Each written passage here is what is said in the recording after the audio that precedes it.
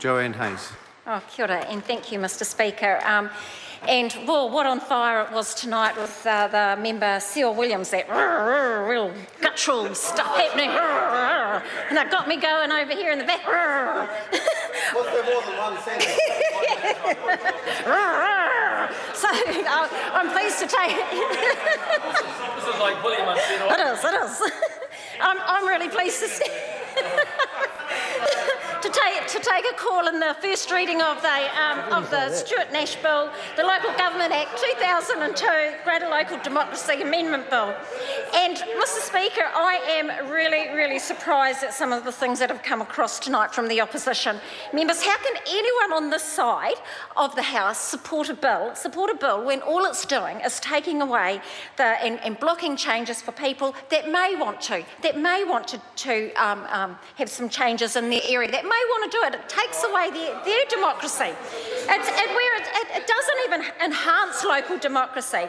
And so what it really does, Mr Speaker, is it just halts the process of reorganisation. It slows it all down and makes it more difficult, Mr Speaker. That's where that real starts to happen, and it gets my blood going, Mr Speaker.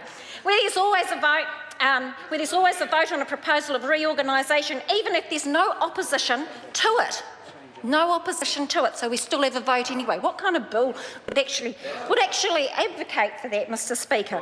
I think that this bill actually insults the communities, and by taking away their rights to determine their own destiny of their respective local government regions, Mr Speaker. Let's face it, the only thing that this bill is trying to do is trying to unwind the good work of this government, Mr Speaker. That's what it's trying to do. That's the underlying current, that's what it's trying to do. And that's over on this side of the House, that is what we can see that is happening. It is not about the people, Mr Speaker. This is about how can we get in there and usurp the national-led government's bill that we made in 2012, Mr Speaker.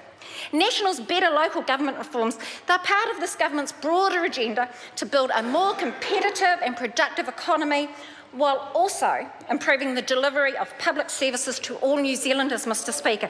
This is really key for the growth of communities. And as I stood here tonight and I heard all about whinging and moaning around what happened with the Auckland Super City amalgamation. But I can tell you right now, Mr Speaker, had that mayor been right-leaning, absolutely everything that we put together for that amalgamation would have come true, because that's the work that right-leaning mayors do in our cities, Mr Speaker. Had that happened, you will never know until a right-leaning mayor ends up in Auckland that can push through all the things that the whole amalgamation process was to be about. It's very difficult when you're union-led, I can tell you that right now, and we over this side see it. Mr Speaker, the Minister for Local Government has been clear. She's been clear that she has no interest in imposing unwanted changes on communities, that she will not legislate, and she will also not legislate for big organisation, Mr Speaker. This is what our Minister, the Honourable Paula Bennett, is about. She is about shaping up, making sure that all local government organisations are working to their fullest potential, Mr Speaker.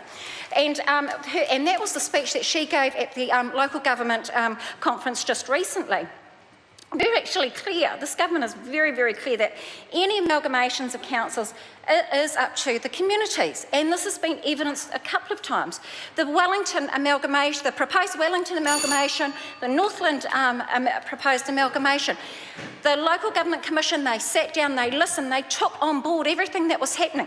Just when the people in the opposition thought that they were winning, no, this is a government that listens. We have ears to listen, we have eyes to see, we have a voice that we are there to represent this country, Mr Speaker, at a local government level. When I hear members make comments about our new local government commissioner, Sir Woodard Gardner, about being the husband of a minister, well, I can tell you right now, the opposition have had that on many occasions, so I would not even go there. He has a great history as a public service person, and also within the armed forces and defence as well, Mr Speaker.